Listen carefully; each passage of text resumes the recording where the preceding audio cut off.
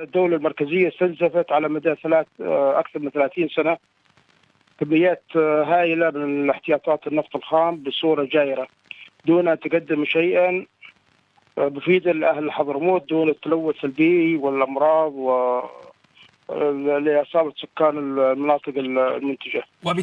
وبالتالي استعادة هذا الحق أستاذ محمد هي أبرز المهام المطروحة على طاولتكم. 30 يوما فقط هي المهلة المحددة، فهل نعتبر ذلك سباقا مع الزمن لتحقيق هذه الأهداف أم لترتيب الأمور مع السلطة المحلية لاستعادة هذا الحق؟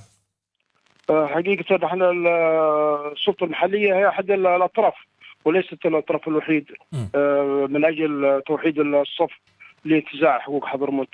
يعني اليوم حضرموت بكافة كياناتهم يقولون بصوت واحد كفاية وعود. اليوم حصحص الحق ولا بد من تحقيق مطالب باصطفاف وطني شامل وجامع في حضرموت.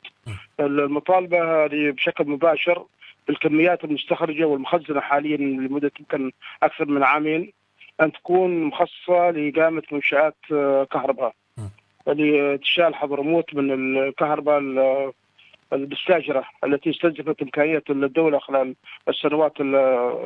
سنوات طويلة من السنوات الماضية. وإقامة المنشآت بشكل ما بتساوي في الساحل والوادي.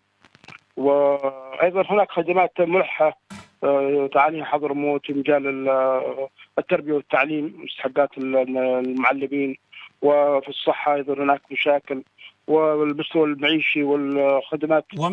ومثل ما أشرت كل هذه لن تكون من قبل طرف واحد ولكن كل الأطراف، والسلطة المحلية أيضا هي أحد أبرز هذه الأطراف.